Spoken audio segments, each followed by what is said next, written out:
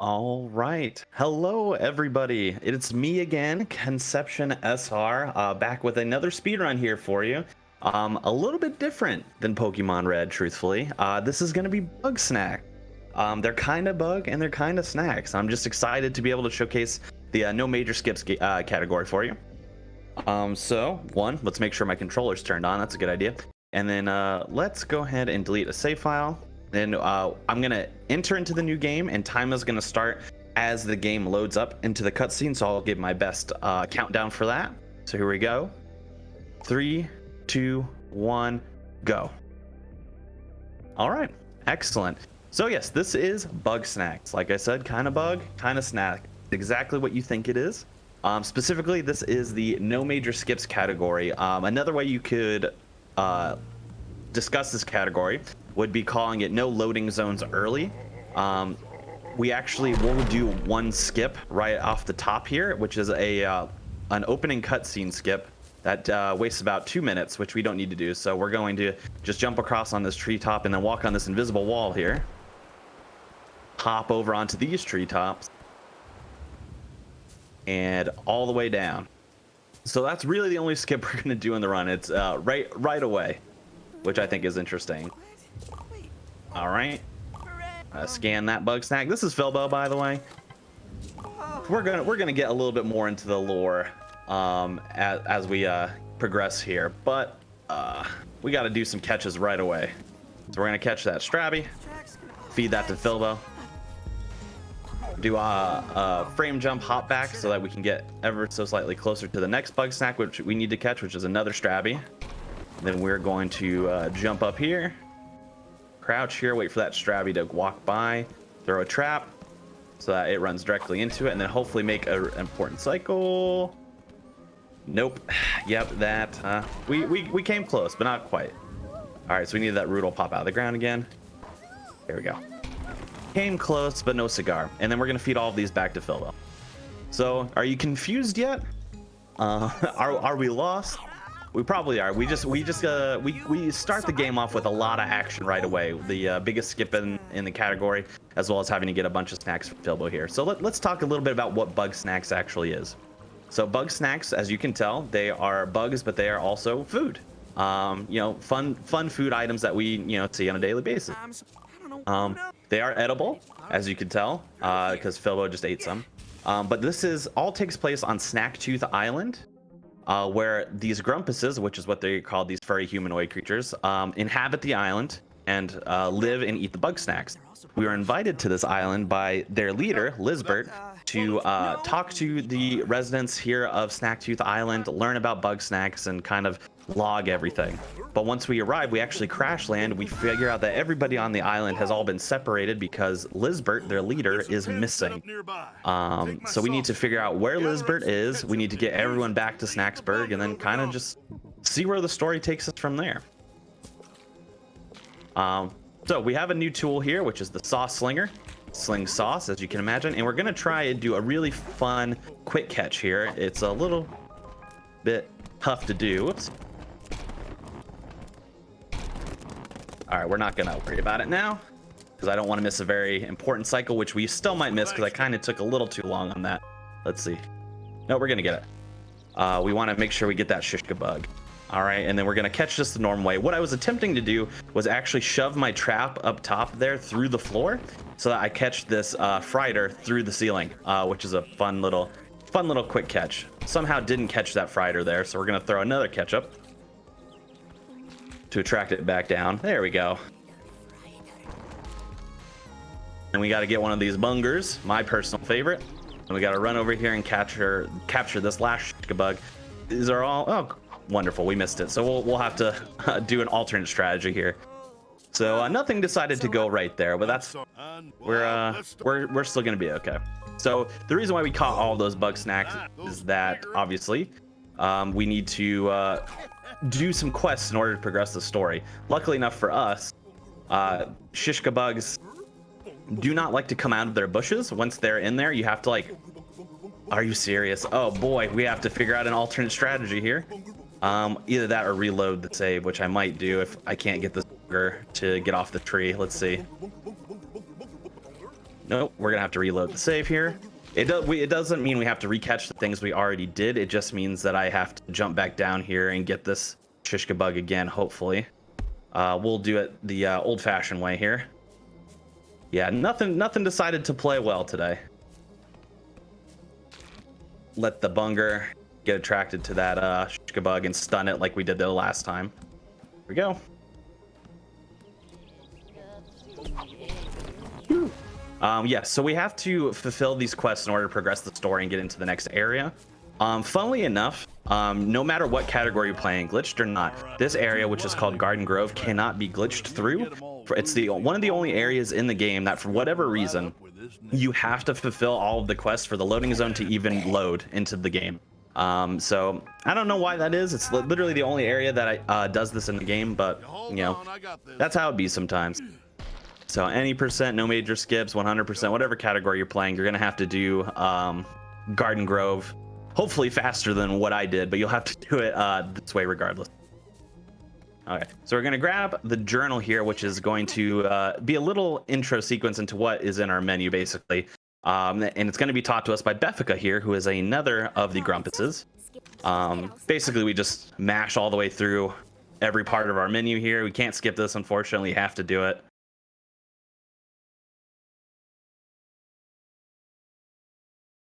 And then we get to head into the main hub area, which is called Snacksburg, which is kind of the town that they've built that everybody lives in.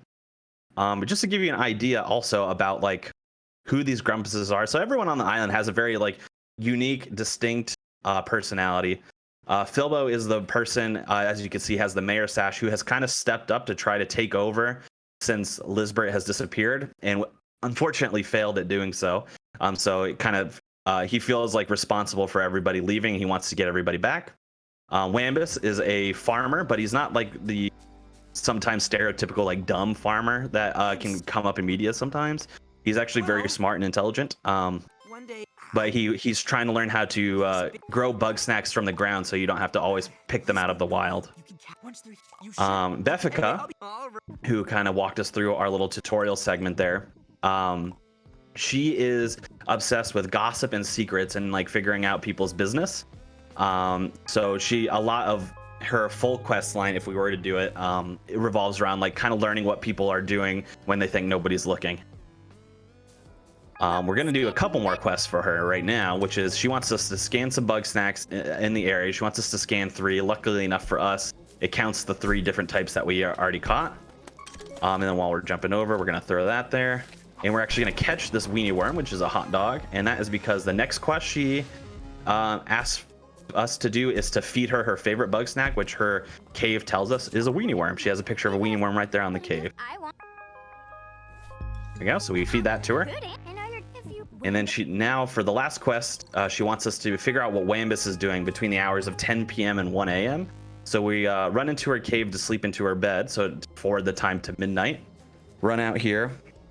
We actually hit a little tiny cutscene with Filbo here, which is actually favorable because while you have to hit this cutscene at some point, so you can't avoid it.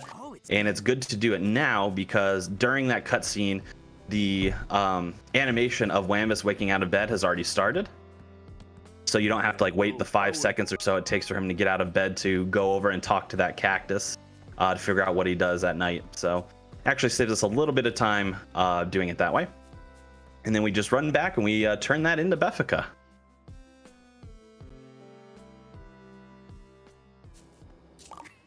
All right, and easy as that, Beffica returns. Now, like I said, part of the quest, not only trying to figure out what happened to Lisbert and where she's been and where we can find her, we have to get all of the residents of Snacksburg to return back to their town so that everyone can be together again. So obviously Filbo is back, we got Wambus the farmer back, and now we have Beffica. And there's going to be about 12 different Grumpuses that we need to get to return to the island here. And we're going to meet 3 more right now. This one is Floofty. They are a non-binary character, which I think is excellent. We get some excellent representation in this game, which I'm in love with. One of the main reasons why I love this game so much. We are going to be doing more with them later on. We're going to get them to return later after we have access to some other areas. But for now, we're going to meet 2 more of the Grumpuses. On the left there is Wiggle. She is somebody who loves to sing and is obsessed with fame and being famous. She even had, I believe, like a one-hit wonder some time ago. And on the right, in the little strawberry hat, which I really, really want, I wish they make that, somebody make that, is Gramble. And Gramble is a pacifist by nature. He doesn't eat Bugsnax, and he actually wants to open up like a big Bugsnax sanctuary so that all of the Bugsnax can just live there safely, and he wants to be their friend. How the game is structured in this early segment is that every area we go into, there will be 2 residents that we can get to come back. One of which you can complete entirely in the area that you're in, but the other one will not be able to be complete until you unlock another area and get some kind of Bugsnax from that area.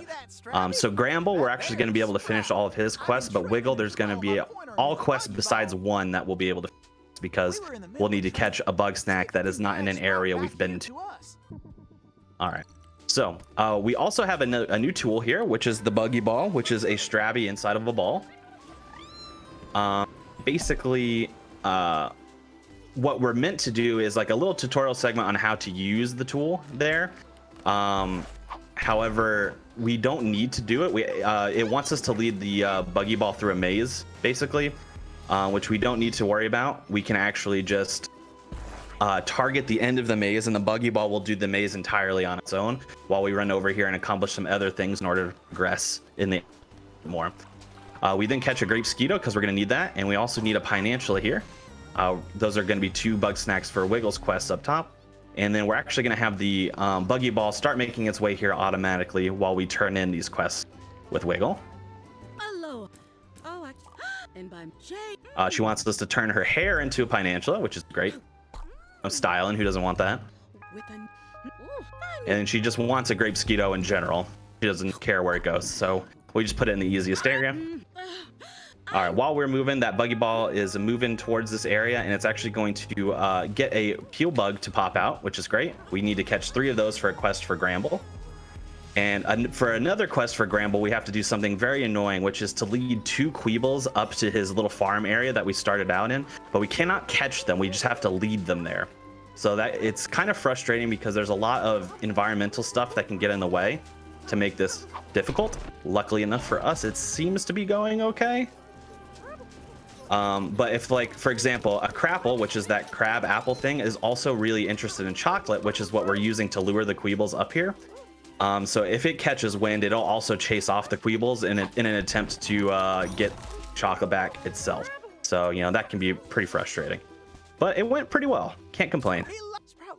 All right, while Gramble is walking over here before we can turn in the next quest, we're actually going to forward the time here and sleep until it is noon. And we do that there specifically because we can't turn in any quests while Gramble is walking back to this spot. But we do it in general because if we did not, we would return back to Snacksburg right now when it is nighttime. And we need to talk to Filbo. Filbo would be sleeping, which is unfortunate because there'd be a long, roughly 5-second animation where we'd have to wake him up to get out of bed to talk to him, which we don't want to deal with. So we forward the time there, so it's daytime, therefore he is not. All right. So now we enter in what I lovingly and affectionately call the bane of this category, which is the first of 4 parties or celebrations that occur. After we get a select number of Grumpuses, it's usually every 3 Grumpuses, to return back to the island, Filbo gets excited and he wants to throw a party to celebrate, which, you know, is nice. It sounds nice. The unfortunate part of that is that they're basically glorified interactive cuts. There's not really much we can do. This one luckily gives us like a little bit more room to like just move around and have fun. So oftentimes you'll see runners try to stack these cups all on one on top of another to see if they can get all 4. It's way harder than it looks. They'll get some extra sauce here too from Wambus's garden, which is pretty good. I'll grab some extra chocolate. I don't even use ketchup in this run, but I grab it anyway. And then we just basically wait for the story to progress dialogue. Now, luckily enough for us, the first party is significantly shorter than the other ones. So this one isn't going to be too bad. But when we get up to party number 2, I'm sure you're wondering when we'll get to some plugs for donations, incentives, things coming up in the marathon. We'll have plenty of time for that coming up in just a few minutes. But yeah, this is already about to end, not too long from now. And then we're going to get to see actually that we cannot eat Bugsnax ourselves. Philbo's about to feed us our first Bugsnax ever, and we're going to eat it, and it's going to make us sick. So they just do not agree with us. I only mention this because it's going to be relevant to the story later on, but I'm not going to entirely get into it yet. So as to avoid spoilers in case anybody wants to play this game casually on their own. So. All right, but that is the end of the first party, so that's pretty good. And now we have access to a new area, which is called the Scorched Gorge, which is kind of an inverse of Shimmering Springs, which was a beach. Now we have like a deserty area, and we get to do a lot of fun tech right away here. So we need to catch 2 pop ticks for Wiggle, and those are popcorn Bugsnax. However, they default in seed form, so we have to make sure that they pop. So we throw a trap there because the Scorpion, who's above hanging up on the wall, hates traps. So every time it sees a trap, it lights it on fire by throwing like a little fireball out of its tail. And then when it does that, it will light the pop ticks on fire and pop them. Now we need this, thank you. We need that Spuddy to run into the wall there for us and be able to progress that way. Did we have one of the pop ticks up here? I don't know yet. We're gonna throw this up here, hopefully, so we can catch 1 Sheepoof there. We're gonna catch a second here. We're gonna run over here real quick so that that Grumpus there moves, and then we're gonna throw another trap up here so we can catch that Ribblepede. All of these are Bugsnax that we're going to need to complete various quests in this area, so we're just catching them as soon as we get to them. The reason why I triggered that movement of this is Cromdo, by the way, to there is actually skips a dialogue, as opposed to if we just ran up on him normally. So pretty important stuff. He also gives us access to a new trap, which is the lunch pad, which is a pad that launches things. Pretty useful. We'll use that quite a bit in the run. And then we just have to go through this little quest on how to use it here. Pretty good. And now we're going to do some more catching now that we have access to this trap. So we're going to, for example, capture this Sweet Frieder. Luckily enough for us, the wind blows the trap off. We're going to get the attention of this Spuddy to break down another secret wall this way, hopefully. Come on now. Get angry at us. Chase us down. There we go. And then we have to break this open for a quest, but we also need to catch one of the shy weenie worms there, which is a variation of the hot dog that we saw before. And then last but not least, we need to capture a 3rd Sheepoof here. We want to make sure we run over and grab that. Ooh, so close. All right. That is because, luckily enough for us, it actually hid behind the rock because that Scorpion over there can light your trap on fire, which means you can't pick it up. So we got pretty lucky there that we didn't get it lit on fire, or else we'd have to recapture Sheepoof there. So we turn in the 3 Sheepoofs to Cromdo. Also a bit just for reference for story, Cromdo is kind of like the used car salesman of Grumpus's. He's kind of like he's like a scammer kind of. The rock. And he's a little shifty of an individual. But we have all of his quests done besides one. And then we very humanely attract that Ribblepede off of the wall there because we need to capture it. And then we actually need a 3rd one, but we also need Triffany to head down into the pit before we can progress the story. So we're going to capture a hidden one that's on the ceiling there while she walks, and then we're going to feed her all 3 Ribblepedes. Triffany is an archaeologist, as you might be able to imagine. She's kind of just chilling, looking at the bones of ancestor Grumpuses and all that. Okay, it looks like they're both over here. Ooh, interesting. This one is stuck. I've never seen that before. That one was like stuck behind the wall, which is very interesting to me.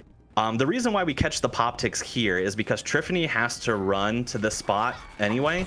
So while she's running, we just let her run, and then we'll catch the pop ticks while she's running. And we also have to be careful to catch those pop ticks very, very quickly, And that is because, as you saw before, the Scorpion will light our trap on fire if we don't catch them very quickly. So we got to be very, very careful there. But that is it for this area for now. We got Triffany to return, which is great, and we're one quest away from getting Cromdo to return. So that's very good. The area went relatively smoothly, actually. I'm pretty happy about that. That can be an area that messes with you a little bit just based off of the cycles that you see and all that, where the Bugsnax are. Now that we got our pop ticks, of course, we're going to go run back over to Simmering Springs, the beach area, and go turn those into Wiggle so that she'll return. Another point of order there as well, Triffany, obviously very smart, an archaeologist type, also Wambus's wife. So they even they were so upset that they separated from each other, not in terms of like their marriage, but like they all went to different areas of the map. All right, there we go. We got Wiggle to return. And you'll see now I did it in the Scorched Gorge as well as the Simmering Springs here, that I'll wait for the little icon in the right hand corner for autosave to appear, and then I'll reload the save. And that is because it still progresses the story, but whenever you reload the save, it brings you back to the door that you entered the area from. So it saves us a lot on travel time. Instead of running back to places, we can just do a warp. But yeah, so now we have 6 total of the Grumpuses back, and this is actually the second of our celebrations.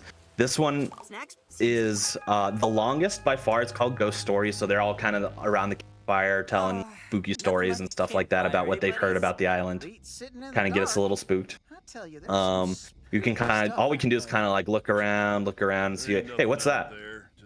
Weird. Okay, and then we just look around, and we can't move from the spot, unfortunately. We can grab these sticks, we can light them on fire, we can set them back down. That's about it. And this is, like I said, basically a glorified extended cutscene. No real speed tech here. So if we happen to have some donations, some plugs, some incentives, I know we might have an incentive still going for this game as well. Anything we'd like to plug now is a wonderful time. We have so many minutes, so feel free.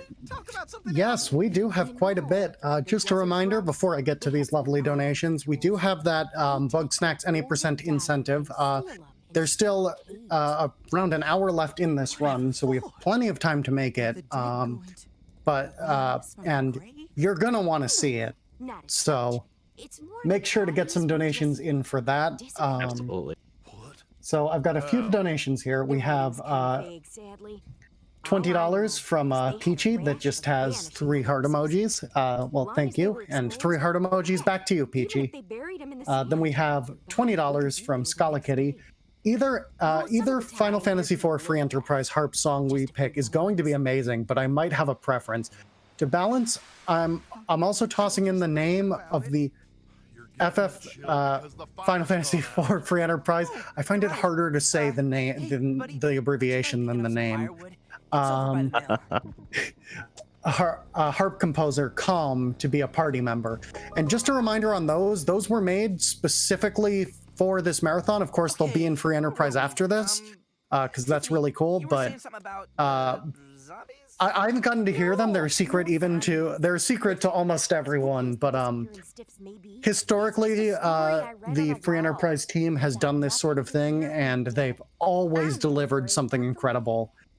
So, you know, if you have a preference there on either of those bid wars or to name the characters, you should get in on that, because that's going to close at the beginning of that run. We all know something kills Grumpuses out there. And then we have $5 from Gears that says donating to make Hex do the Bunger voice. So yeah, I guess you can donate to make me do Bugsnax impressions, apparently. But okay, here we go. Bunger, bunger, bunger, bunger, bunger, bunger, bunger, bunger, bunger. So yeah, there's Bunger. Very good. That is very good. Thank you. You know, I've been lauded for my Bunger impression as well. So if you want to hear even more Bunger impressions, feel free to donate some money and ask for them. I'd be happy to do it for you. Oh yeah, no, you can. Is this permission to make you do Bugsnax impressions in general? Will you join me on this Bugsnax donation journey? Oh, absolutely. I'll definitely join you. I hope it kind of embarrassing, but there are some that I'm like, oh boy, do I know what they sound like exactly? So hopefully if it's too abstract, I'm sorry if I don't remember the sound effect. But I will do my very best. Absolutely. Well, that's all the more motivation. Can they stop you? Or can they stump you? Yeah, you know what? I'm challenging them. I don't think they can stump me, so we'll see. We'll see if they're right or they're wrong. We'll just have to wait and I will say as well, yeah, to go back to the any percent showcase. This game is very, very broken. We're doing the no major skips category, which is really great to do for marathons because we get to see all of the cool areas of the land. We get introduced to way more of the characters and stuff like that. But what we can do in about an hour in this run, we can do in about 5 minutes in any percent. So just to give you an idea of how broken this game is. I'm playing on the PS5 version of this game. And the world record for no major skips, the category that I'm doing, is 1 hour, 10 minutes, and 31 seconds. Any percent world record is 16 minutes and 24 seconds. So there's quite a huge difference as to what you'd be able to see. And I'd be very excited to showcase those skips for you. So get those donations in. Plus, it's just a wonderful cause. You know, Trevor Project is wonderful. So get them in. I wish I could say we're almost done with this cutscene, but honestly, we still have about 2 minutes left. This is a very, very long party where we do not too much. So what I will say is that, and I think this will resonate particularly with the Power Up with Pride chat audience. This game is wonderful. Not only is it a very fun and broken speedrun to do if that is what you're interested in, but as I kind of alluded to before, it has wonderful representation that we don't get to see a lot in video games. There is a non-binary character who goes by they them pronouns. There are a few different non-heterosexual relationships. There's nuanced characters with different motivations and things like that you get to explore when you get more into their side quests and stuff like that. It's way more deep than I think anybody realized when they first saw the trailer for this game come out, you know, when they were talking about the PS5 launch and stuff like that. But play this game. It was on sale as of last week on both PS4, PS5, and it's also available on PC. It was on sale on all the platforms for less than $20. I don't know if it still is. But even at full price, this game was worth every penny. So I can't suggest enough that people just play this game casually and see for themselves.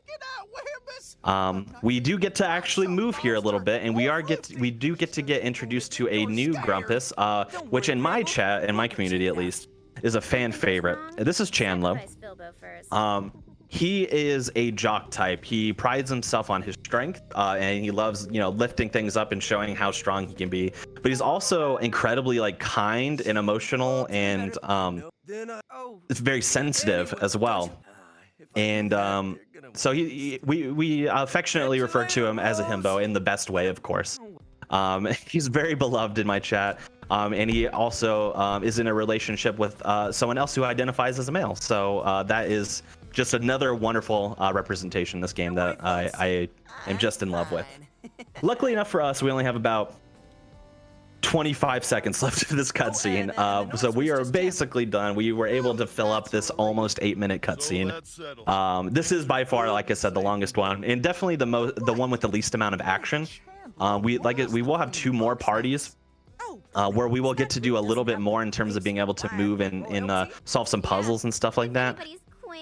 But they are still kind of long too, unfortunately. But you know, that's how it goes sometimes when you do these no major skips categories. You get to enter into some cutscene. Now though, we get to go into a brand new area that we have yet to go into, which is Sugar Pine Woods, which is kind of a foresty area, and this has some really fun tech that I'm going to kind of just focus on, so as to make sure I don't mess it up.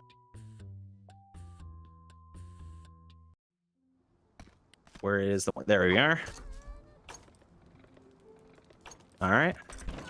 And we're going to jump up on this rock. Sorry, I'm not commentating mode right now, but there's a lot of tech that goes really fast here. There we go. Would this be a good time to talk about some stuff then? Yeah, go for it. And I'll explain what we're doing after. All right. Well, in that case, did you know that we have partnered with the Yeti to bring you some excellent shirts that are based off of various runs, and $5 from each shirt will go to the Trevor Project. So if you !Yeti in chat, you can check out the shirts. They will only be available until the end of the event. So if you like what you see, you better pick one up now because they are good. Yes, they are. Yes, they are. Cannot emphasize that enough. Those are some awesome shirts. You're gonna wanna check them out. You're gonna wanna buy at least one, if not more. You're gonna want it. Just check them out. !Yeti, do it.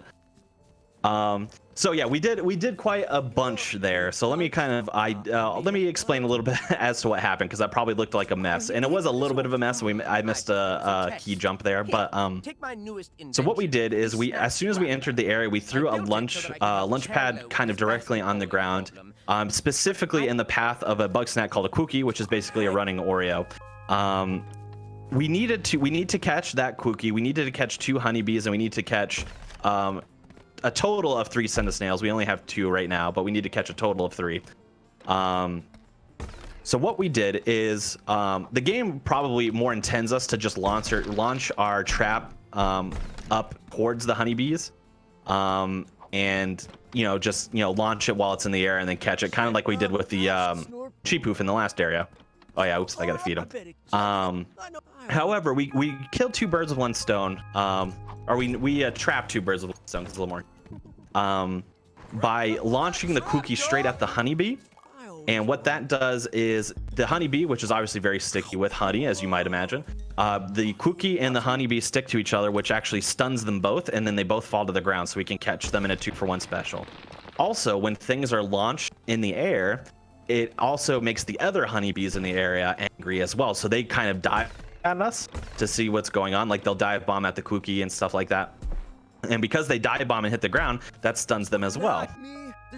So we're able to capture 1 more. We don't need all 3 of them that are in that area. We just 2 out of 3 of them for this quest here, and then we're able to catch that. Then we ran up onto a rock, caught a snail relatively slowly. Unfortunately, you just want to throw the trap above it and have the trap fall into it, but didn't go as planned, unfortunately. And then we caught another snail by doing some parkour across the rocks. So yeah, that was quite a lot of information. And then we just accomplished some other quests for Chandlo. So Chandlo is actually ready to go back, but he won't go back without Snorpy. So you also have to convince Snorpy to go back. And we're actually working on that as we speak. We just have to get him 2 char mallows, which only pop out at night. So we slept in his bed till midnight. We stunned 1 using a new trap we got called the tripwire. And then we got another one by hitting this popsicle with chocolate, which will extinguish the char mallow, which was on fire, making it eligible to be caught. But we also need this popsicle anyway, so it's actually again another 2-for-1 special that we do, because we'll need these for a quest as well. So now that we got our 2 char mallows and our popsicles, we're gonna go feed the char mallows to Snorpy. And that actually ends it for both of them, so they both return to Snacksburg, which is great news for us. To give you a little bit more insight about what kind of character Snorpy is kind of an engineer. He's the one that designs a lot of these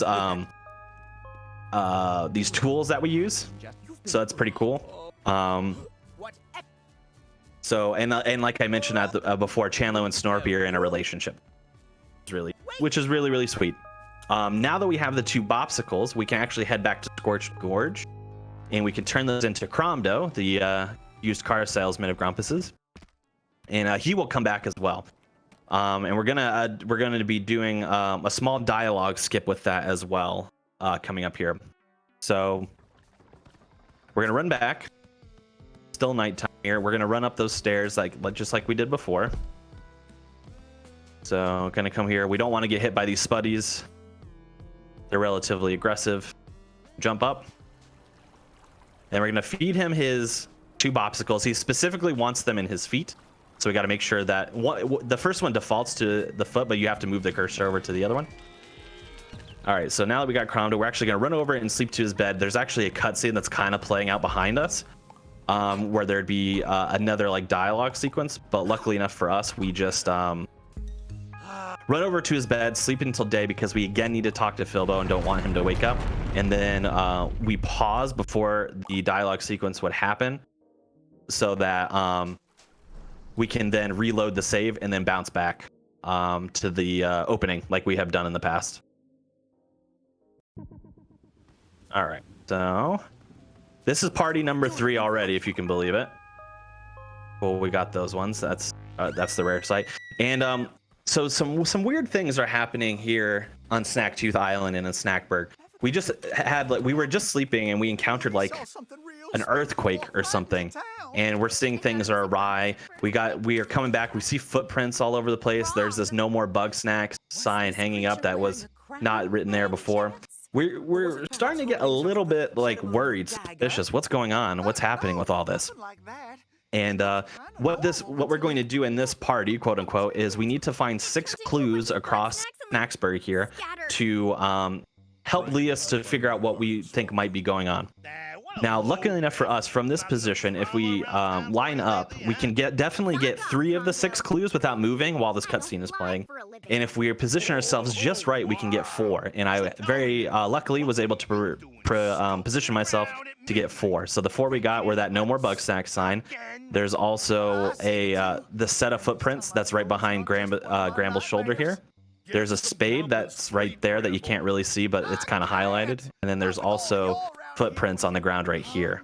So those are the 4 we're able to get, and we only need 2 more, and then we can turn in the quest again. But after we turn in the quest, we'll have another like 3 to 4 minute cutscene. So I'll be sure to throw it to us if we have any donations, plugs, and incentives. But we'll wait just a second before we do that. If you're counting, by the way, that means you'll notice that we have 1, 2, 3, 4, 5, 6, 7, 8, 9. Grumpus is back, and if you remember, at the top I mentioned that there's 12. Indeed. I think I grabbed the wrong one. So we're getting there pretty fast. You can scope out the restroom, find out what they We got all 6 clues, we turned it in, and now we are in an extended cutscene. So if we have anything else that we would like to shout out for plugs, donations, incentives, I am happy to forego the time for this cutscene. Over to y'all. All right, yeah, we have a $25 donation from Deer Trivia that just says, "Did you know the Asian water deer is the only deer species that does not grow antlers? Instead, they grow fangs." Which, wow. Thank you for the Deer Trivia. I guess, if you want to send like fun facts in with your donations, like, it's encouraged. I think everyone got to learn something about deers. Yeah, I sure did. Yeah. So, if you want to send in some fun facts, if there was like a deer snack, we could do the impression, but there isn't one. Yeah, there isn't a deer bug snack. Maybe in Bugsnax too, if they end up making it. maybe they'd upgrade slowly, like Bugsnax, and then they'll do like bug entrees. Yeah, well, they'll do like bug crustaceans or crustacean snacks, and then like okay. until the final one is human snacks. Oh wow, okay, that's a little scary, but I'm on board. I think I'm on board. That might have been true. You don't see any humans. No humans, just these grumpuses, which are like human-like, but no humans. We'll have to figure out why that is at some point. Hopefully, I'm hopeful that this game was successful enough to warrant a sequel, because there is a little bit of a tease in the post-credits. So we're not even going to get to see it in this run, but play the game casually, and there's a little bit of a tease in the post-credits, so that they have some ideas for a sequel maybe. All right, but while we have a little bit of time, let's go over some of these upcoming incentives. We of course have the Bugsnax any % showcase. You do want to see that. We only have till the end of this run, so time is running out on that one. So if you want to see that, get your donations in. knows if there's And then we have all of the free enterprise bid wars. Those are some pretty contentious bid wars right now. They're pretty close. So you could really tip the balance, but we have the character names, we have the harp song, and we have the Zeroma sprite. And our next, and we have after that we have Rhapsody: A Musical Adventure, which is, if you haven't heard of as a game, is basically someone went, the company that makes Disgaea back in the PS1 era went, you know what would make a good concept for an RPG? Disney movie, Disney musicals. Let's make one. So it comes complete with all sorts of Disney-esque songs, and you can hear 2 more of those songs if we meet that incentive.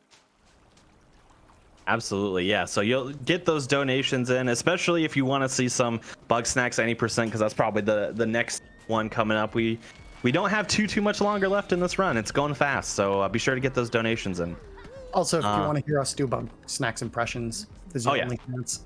Yep. Always open at any point. Feel free to come at us with that. All right, so we're gonna throw a trap here. We are in a new area, by the way, which is called Sizzling Sands. It's kind of an extension of the desert area.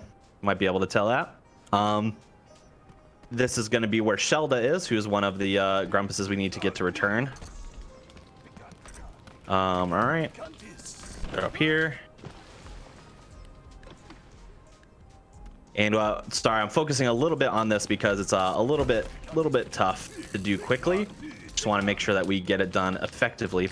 We're doing a bunch of quests all at once right now, and that is because for whatever reason in this area you could do every quest in advance and then turn them all into Shelled at once, which is pretty handy. Oh, don't do that. Actually, that's fine. You can do that.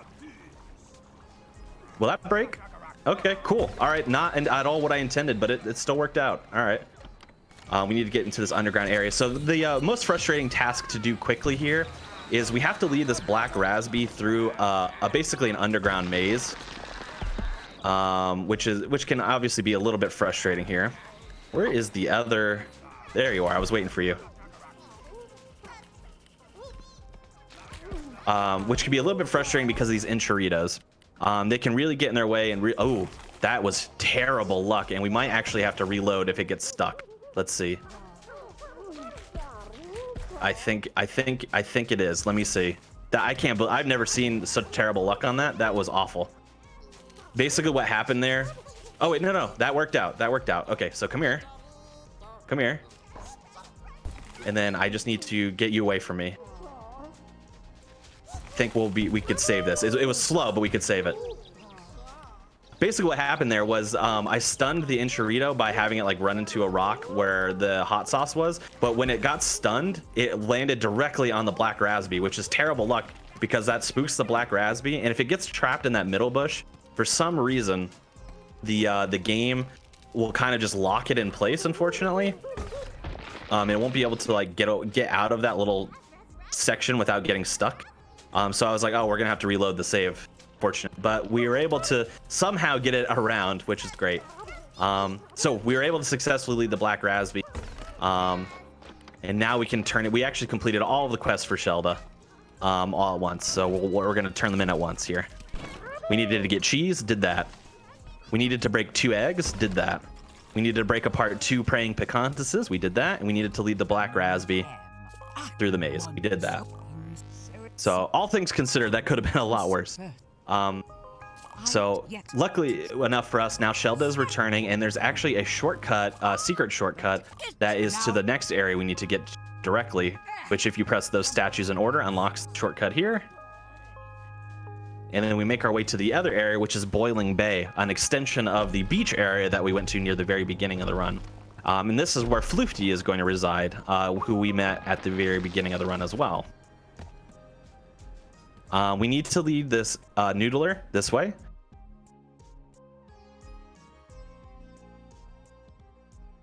Let's see. Yep. And that's because we need to catch the noodler, but it needs to be extinguished first, so we needed to have it run into the Palatos there, which is a variation of the Bopsicle we saw earlier. We are going to throw our trap here, because that's going to be a good trap for a Bugsnax that we need to catch. Hopefully.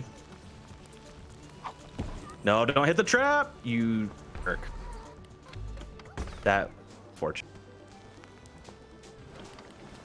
Right. Well, I need that Palatos to get off of that rock. Yep, we're getting some pretty bad RNG here. So this is probably the worst that RNG could be for a particular area because it is really dependent on where the Bugsnax are and where they're like trying to run to because it can really mess with you.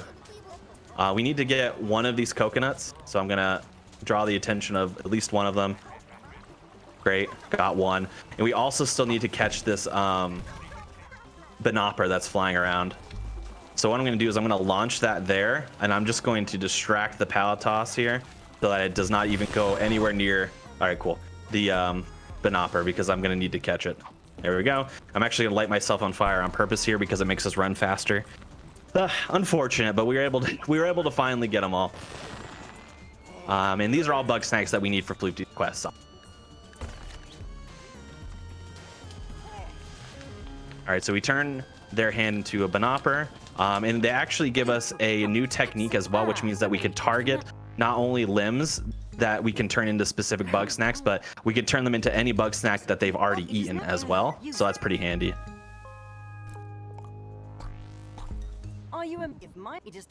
And then we have to turn all of their limbs into Kokomites there, and then now we have to turn their limbs into one of each. All right. All right, and all right, there we go. Turn that in. Okay, good. All right, well, we got it done. It was we lost a good chunk of time there. It was pretty much as bad as RNG can get in that segment. If you're a little bit faster, you can get all of that done in one very quick segment, and you don't have to worry about it. But did not get lucky. We pick up a clue off the ground here, which is going to be very important for the end game. And then we really love to save because, as you remember, it takes you back to the door that you entered the area from. So we actually didn't enter the main area entrance for this segment. We actually entered through that secret passage. So we bop back through the secret passage back into Sizzling Sands here. And then we actually are going to run all the way back to Snacksburg. We got Shelda and Floopty to return back. There's only one more Grumpus that we need to get back, and one more area that we have yet to visit that has, you know, like an open area with Bugsnax stuff. So we're gonna get to see that soon. But before we do that, we're actually going to do some interviews. And by interviews, if you recall near the very beginning when I kind of explained the general plot of the game, I mentioned that we are a journalist, and that is true. And we came here to do a job. So you have the ability to interview every resident of Snacksburg, and pretty much all of them will give you a special clue as to what is happening with Lizbert, figure out where she's disappeared to, and things like that. This cutscene right here with Wambus and Triffany has actually been here since Triffany got back, all the way like 20 minutes into the run. But I saved it for now because we need to talk to Wambus, and you know, talking to Wambus right there makes it so that he's very close to where we're at. Luckily enough for us as well, so all we need to do for the interviews is the little checklist that's in the top left corner. We just have to satisfy all of those checks in order to get the clue that we need. So we don't have to go through every dialogue option, just the ones that progress the interview checklist. So it's just all about knowing for each Grumpus what question to ask to further the checklist. I'm thinking it might help you find. So Wambus is the first one, Gramble's the second one. We're gonna do 4 total. Gramble. And they can go pretty quick as long as you know exactly what questions to ask. Gramble is one of the longer ones, unfortunately. Wambus too, actually, they're both pretty long. But the last 2 that we need to do, which are Snorpy and Triffany, are both decently quick for us. So we're gonna talk to Snorpy here. And then do Snorpy's interview, which is a lot quicker, much less scrolling to do, and even less options to select, which is great. And then last but not least, we're going to do Triffany. As we head over to Triffany to do her interview, we actually have to be a little bit careful, because if we don't hug towards the right side of the wall here, kind of near these posts, we'll actually trigger a cutscene with Beffica and Cromdo that we don't need to hit, and just waste like 5 seconds. So we don't need to do that. Probably waste more, like 10 seconds actually. Luckily enough for us, we avoided it, and it gave us all clues that we needed. Wambus gave us a secret note that was written by Lizbert. Gramble gave us a diary key. Snorpy gave us a map, and then Triffany is giving us the diary itself. So we're actually gonna hop in the diary, use the diary key, get the code, the secret code that Lizbert wrote down from her diary. And then we're heading on to the last open world kind of quote unquote area that we have yet to see, which is Frosted Peak, that very snowy mountain that's in the distance. The game wants us to walk the long way around by going right there, but lucky enough for us, they placed that snow pile there that we can just skip walking around that whole area and keep moving. So we're going to be introduced to the last Grumpus that we're gonna see / interview here. But we need to catch a few things on our way. We're gonna grab some of that peanut butter. We're gonna get the attention of this Mount Sodi here, because we need to catch that. So we're gonna grab that. And then we're going to meet Eggabell. Eggabell is in here. Eggabell, as far as personality type, she is like the medic / mom character, kind of. She's very like affectionate and very willing to help. And she's quite literally a doctor. In addition to that, she is Lizbert's partner as well. So she is more dedicated than most to finding Lizbert. And this is where her clues have taken her. So she's actually getting ready to show us a big old secret door. But she has to walk there, and we don't have time. We're gonna do some stuff while she's walking there because it's a long journey. So we're gonna catch some Bugsnax that we need to do to progress the story, and then we're just gonna jump all the way down here. And we're gonna stand right here waiting for her to finish that walk. And then basically the reason why we needed to catch those Bugsnax is that there are these 6 statues that we need to use to unlock the door that all need a specific Bugsnax. She basically says, you take half, I'll take half. And it doesn't matter which of the 3 of the 6 that you grab. You just need to grab them. And we just grab the 3 quickest, which are that Mount Sodi, the Chippy that was just running around, which is kind of like the cookie, except it's a chocolate chip cookie as opposed to an Oreo. And then the Flutterjig flying peanut butter and jelly sandwich. Pretty cool stuff. She tells us that unfortunately we got everything ready to open the door, but there are 3 pressure plates that are on the ground that are the final like devices to open the door, and there was only 2 of us, so we need help from one other Grumpus. So we're gonna run back to Snacksburg and we're gonna get Filbo involved here, and Filbo is gonna come with us, and we're all gonna open the door together. So we're gonna run back, talk to Filbo here. Hello, Tiffany. How's you Luckily enough for us, we don't have to run all the way back to Peak again. When we talk to Filbo, it warps us right to Peak, so that's very handy. Unfortunately for us, once they start moving, it's just a slow walk all the way back to the same door that we were at. We cannot speed this up. We can't like do anything to go faster. We just have to kind of follow them. We do have access to our tools, so you can like mess around and pull out your tools. But somebody in the community whose name is Rekelt was doing a speed run of this one day and pulled out his sauce slinger and hit Filbo with sauce in the face. And he just turned around and stood still, and he soft locked the game by doing that. So you don't want to fool around too much because you might soft lock the game, which we don't want. So we're heading back over here. We're gonna get on the pressure plates and open this giant door, which is where we believe that Lizbert must be, because this is where all of her research has pointed, is to this giant door. So we have to get by there and see if we can find Lizbert. All right, so we got the 3 pressure plates down. Now that they're down, they're gonna try and open the door. 2, 3. Here we go. Oh, weird. The door is not opening. Instead, it's like collapsing. I wonder what is causing that. Well, that's okay. Eggabell's gonna work on that. She's gonna figure out why we can't get through the door. In the meantime, there's only one thing we can do, and that's party. So we're going to checkpoint warp here. And then we're actually gonna head right back to Snacksburg, and we're going to do the 4th and final celebration that Filbo wants to do of the run. Weirdly enough, it's actually also the point of no return in this game. It actually gives you a big warning, like, warning, this is the point of no return. If you progress the story, you will not be able to go back and catch Bugsnax and do these side quests. Doesn't matter for no major skips category. Does matter for 100%, because if you miss something, you have to get it before the point of no return, or else you have to do the whole last, you know, like 20 minutes again, basically.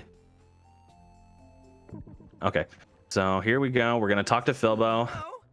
How you like this? And then we're gonna do the last party. So the last party is pretty fun, actually. So we're gonna do a lot of things at once. What the objective of the last party is, we have to get everybody, oops, I threw that a little bit off to the side. But we have to get everybody to dance, have a good time at the party. And they all have their unique things that they need in order for them to feel comfortable dancing. So we're going to basically accomplish what all 11 of these people need to dance. For example, for whatever reason, Shelda will only dance if you burst that confetti orb over her head. So as we're walking towards her, we throw a cup at it so that it bursts. Filbo will go no matter what because it's Filbo's party. Beffica will only go if the proper song is playing, which if you are an eagle-eyed viewer, you might have noticed that I changed the radio to the proper song right at the beginning. Wambus will only dance if he has some liquid courage and he needs to go apologize to Gramble because they don't get along, unfortunately. Where did that cup go? There it is. So yeah, they make up, which makes not only Wambus dance, but Gramble feel comfortable to dance because he was just feeling afraid of Wambus, so he didn't feel comfortable. Wiggle just needs some liquid courage as well. Floofty does not see the point of dancing because Floofty is like an experimental scientist. However, we're going to talk to Triffany now, and Triffany is going to tell Floofty the cultural significance of dancing and why it's important. Floofty buys into that, and both Triffany and Floofty go and dance. Snorpy is not wanting to dance because Snorpy is feeling like he doesn't know where he stands with Chandlo in their relationship, and basically Chandlo tells him, don't worry, I've been in love with you for years and I have no time of slowing down, and we're, you know, a great couple and all that. So they're both reassured. They go dancing. And then Cromdo was the one that we did in between that, and all you need to do for Cromdo is give away all of his drinks. He said he has like a drink stand, and if you give away 2 of the drink, then he'll be like, all right, well, my business is done, it's time to party. We're all together again. And that's everybody. So that's pretty cool. I'll also shout out here a member of my community and one of my mods, Steve TD Online, big fan of this coming up section here because his favorite of the Grumpuses is Shelda, and we're just having this conversation with Filbo here, and then Shelda bursts in with this. Our end is nigh. What? Our end is nigh. Very ominous, very spooky. And then all of a sudden the island starts falling apart. What is happening? Everyone's in trouble. What's going on? We wake up and Snacksburg is in shambles. Look around. It's broken, it's dilapidated. And we don't know what's causing. No one feels safe anymore. They feel like the island is collapsing. It's no longer safe to live here. They need to get off, but they also need to find Lizbert. That's very important. So what we're going to end up doing after this is, one, we're going to split up. We're going to, us and Filbo are going to go look for Lizbert with Eggabell up in the mountain. The rest of everybody is going to be getting ready to leave the island because they no longer feel it is safe to stay here. There's an earthquake. They're mentioning it as well, but there is the volcano that we were in Boiling Bay is getting ready to erupt. Things are just not safe. So they're going to take the flying ship that we took in here out of here so they can get off the island.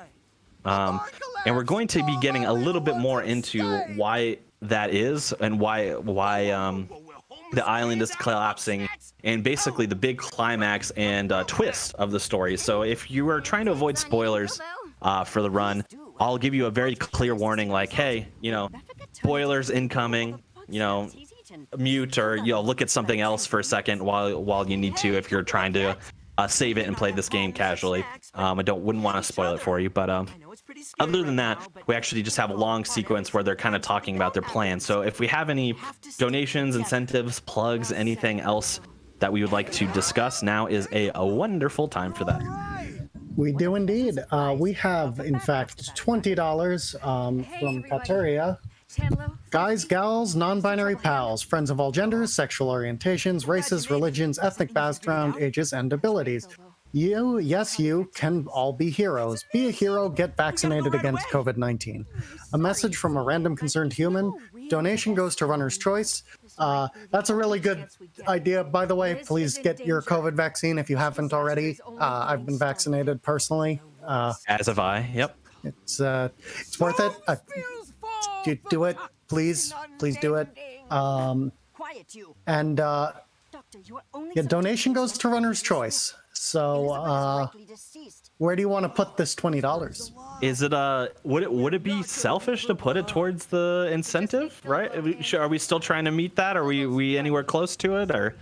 We've got quite a ways to go, so it's not impossible. If someone wants to make that happen, they can make that happen. But it will be a big climb at this point, so we'd need a really big push to make that go. All right, well, let's see if we can get that big push. If not, we'll put it towards there was the harp player for Final Fantasy IV, right? That there was an incentive about the harp player. I would like. There's a bid war. You can choose. Oh, okay. It'll either be an Underworld song or an Overworld song if you have a preference on that. Ooh, let's go Underworld. That sounds nice. All right. Well, a little spooky. Yeah, let's do that. We find a way to get off the. But yeah, continue to get those donations. I would be floored if we were able to make the push and get this any percent incentive met. I would absolutely be floored. So my memory is apparently 3 seconds long. Did you say Underworld or Overworld? Underworld, yeah. No more concerns? Yeah, no worries. Underworld. Okay. No worries. Yeah, Underworld. Yep, that's good. Sounds more spooky. I like some stuff.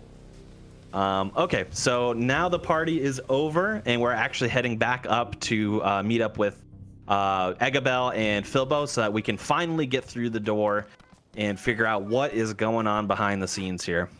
We still do have like we are gonna climb on the rocks again here and get into Frosted Peak, so we still do have like another little like I don't know 30-second slow walk until we get to the door and actually get into it. And then we'll start getting a little bit into spoiler territory. Again, I'll give a nice big warning in case you're trying to save it. But yeah, this is another little slow walk. Yeah, if you're someone who's interested in learning to speedrun this game, by the way, it's very accessible for one. It's a low barrier of entry in terms of like if you're wanting to learn any percent, the much shorter category. It's very easy to jump in. We have resources for it, obviously, but it's even learning the tricks and skips, it's not terribly hard. So you'll be able to beat Bugsnax in under 20 minutes in pretty much no time. So I definitely suggest doing that if you're someone who's interested in learning the speedrun. But we're also always looking for more runners of no major skips and 100%, which are both phenomenal and super fun runs. So I'm always happy to help provide some resources for that, or if anyone has any questions, feel free to reach out to me on that. But yes, we're about to head through the door here.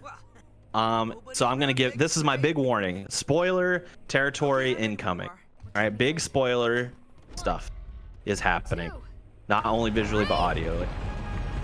So we're gonna go in here, we're gonna fall, and this is an area that's called the Bugsnax, which is where we've landed once we've fallen through the floor there. As you can see here, food has kind of lined the wall, so they're all, I guess, Bugsnax, and we're walking through what I'm going to call juice. I don't think it'd be blood because I'm pretty sure they would have juice if they're food, so we're gonna say it's juice. We're gonna head down here, and Filbo is being terrorized by the Snack Squatch, which is an amalgamation of a bunch of different Bugsnax. And we're going to continue to make our way through the hallways here. What we're about to do is we're about to meet the Queen of Bugsnax, who up to this point was fabled. It was just kind of like a spooky story, or a myth that we weren't sure if they actually existed, but they for sure do exist. And then this is where the big plot twist of the run kind of occurs. So we head here, and then we're going to run up here. This is the Queen of Bugsnax, and the Queen of Bugsnax is no other than Lizbert herself.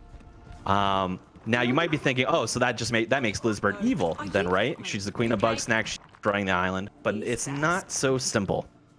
What is actually happening here is that Lizbert has discovered a terrible secret about bugs. The secret that she's discovered is that Bugsnax are not as innocent as we, unfortunately. Bugsnax are actually parasites. So when you eat them, they're attempting to control the host body and for their own, gains and what Lizbert discovered this a little bit early on, and she actually sacrificed herself to become the queen of Bugsnax in order to keep all the Bugsnax at bay, so her friends wouldn't be destroyed. However, she is now starting to lose control. The Bugsnax are starting to overpower her, so the island is starting to collapse. In addition to that, the Bugsnax are attempting to take over and destroy all of the Grumpuses. So what happens is Eggabell comes down here. As I mentioned, they are partners.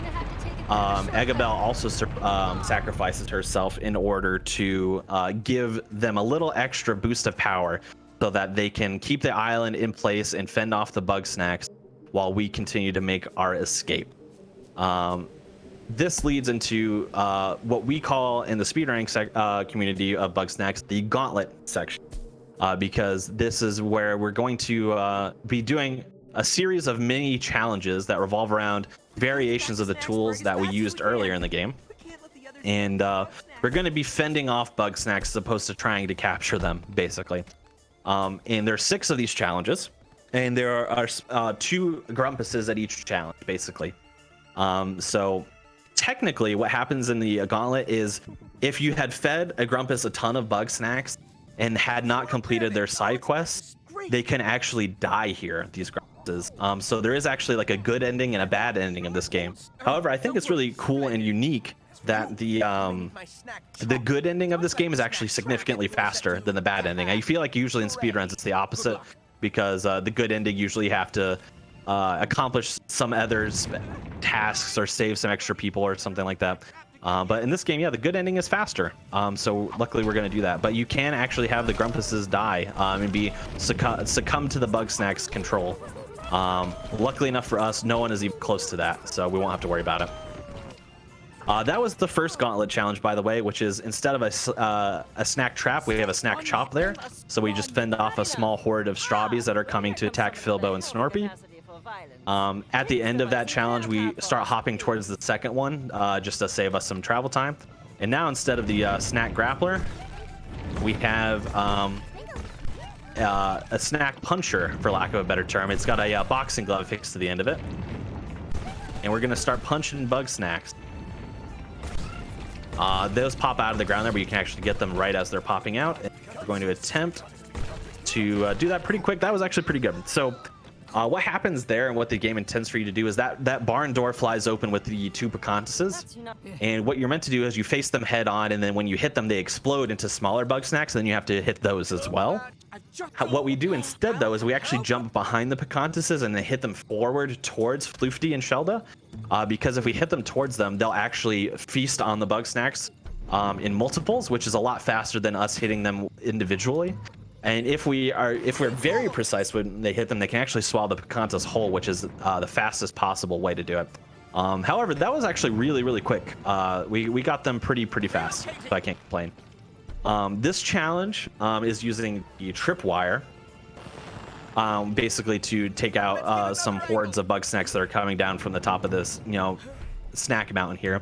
There's actually nothing you can do to mess this up, really, because these cycles are all on a timer. So, like, these spawns all happen at the same time, no matter if they hit the trap or they keep going past the trap. The only one that you have to make sure to hit at its fastest is this last wave here. Otherwise, you'll have to wait for them to get to Chandler and Snorpy, which is significantly slower. But you can't really mess it up, which is good. Let's see, is that enough to get wedged? Good. We actually do a hop over there so that we can get wedged into some of the environment, which gets us all the closer to our next challenge, which is barrels. And barrels is by far the hardest of the challenge and the most precise, both timing wise and location wise. So I'm actually just going to ask for a little bit of quiet time while I focus on this, because it requires a lot of precision. And then I'll explain what it is that I'm doing after.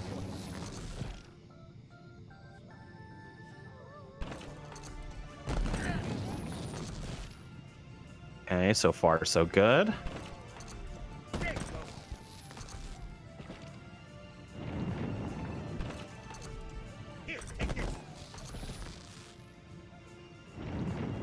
Okay.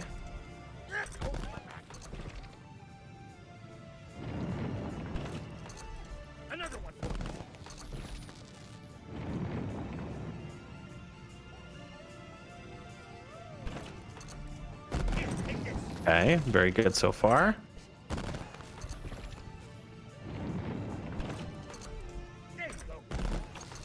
Oh yeah, perfect. That's exactly the fastest way you can do that. All right, so allow me to explain a little bit about what I did there. So barrels, it's pretty self-explanatory. You need to throw barrels at Bugsnax that are coming at you, which on the surface is actually pretty easy because you don't need to just like aim and hope. You can actually target the Bugsnax specifically so that the barrel will kind of heat seek the Bugsnax. So on a casual playthrough, it's actually really simple. It's not too complex at all.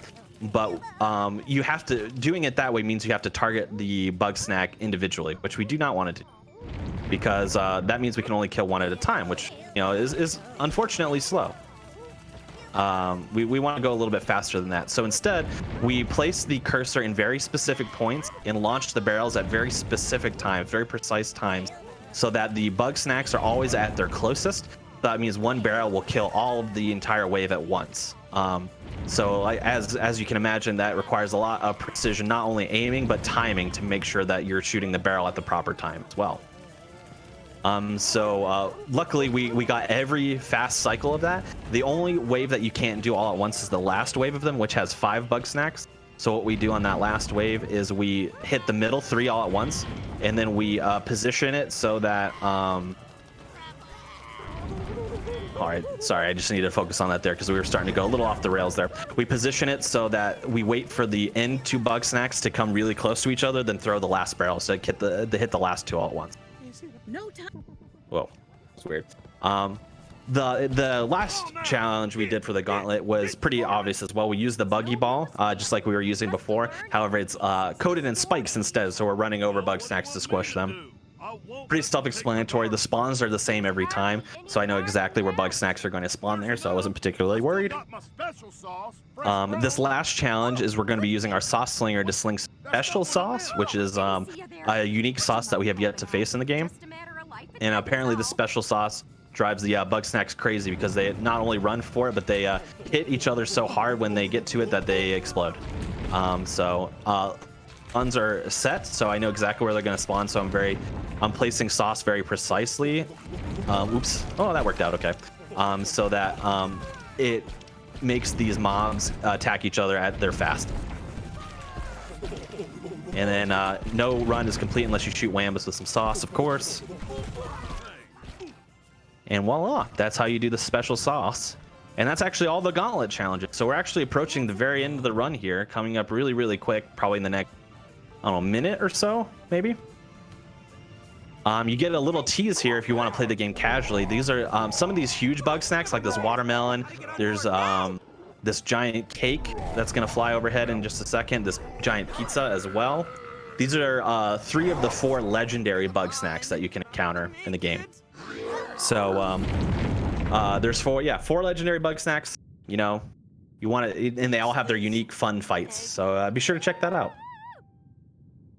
But yeah, time is coming up real soon. Again, get in those last minute donations if you want to see some any %. But regardless, I'm very happy to be able to showcase Bugsnax in any variety at such an important event as Power Up with Pride. So I'm just happy to be here. All right, so this is where we would see the quote unquote good or bad ending in this segment coming up here. Which is the beach. So basically everyone who survives comes to the beach. If somebody dies, you know, there's a lot of sad dialogue and stuff like that, and you can actually have it so that Filbo is the only one on the beach. Oops, I accidentally hit the wrong button. There we go. Hey, buddy. So, but luckily enough for us, everyone survives because that's the fastest. Yeah, no, I know. And then we actually run up here, and we're gonna have one last cutscene, and time is coming up. So we're gonna mash through this. This is actually the boss of our the newspaper we work for, or news network. Mashing through. Time is coming up. And time. There we go. That is Bugsnax, no major skips. I'll just do some quick shout outs here, and then we'll get a final update on the incentive here, but yes, thank you so much, so much to the Power Up with Pride crew to have me be a part of this event for not one but 2 runs. I'm honored, I'm blessed. Thank you very much for having me. I'm very happy that both runs went relatively well too, so thank you so much. Yeah, the causes like this mean so much to me. I have several people very close to me, several loved ones in my life who are LGBTQIA+, and a lot of whom have struggled with various challenges that can come from that. So donating towards the Trevor Project is something that means a great deal to me, and even more so to my loved ones, as well as I'm sure several of your loved ones as well. So thank you so much, and thank you to the crew behind the scenes as well, who's making this event run flawlessly. If you're interested in Bugsnax speedrunning, come on by speedrun.com/Bugsnax. We have a very friendly Discord where we'll gladly help you out with any questions you have. We have guides up there, and we even have our own subreddit, r/Bugsnax speedrunning, where you can showcase your clips, ask questions, anything that you might need. And if you like Bugsnax, you like Pokemon from earlier, I do a bunch of speedruns of adventure games, RPG games, weird, funny, quirky games. And so if that's something you're interested in, feel free to come on by twitch.tv/konceptionSR. We have a wonderful little community full of loving people who are just so accepting, and we're happy to be a part of it. Did we happen to get any last minute huge pushes towards the any percent showcase? It was a valiant effort, but unfortunately, we will not be seeing any percent today. That's okay. You know what that tells me? That means that the next time a Power Up with Pride event comes on, I'll probably have to submit any percent, because we're gonna have to see that. So that's okay. There's always next time. There's always other events. Thank you so much to everyone who donated towards it to this point. And continue to get their donations in towards these excellent incentives we have going forward. I know I'm going to be thoroughly enjoying this event for the rest of the weekend. So thank you again to everybody.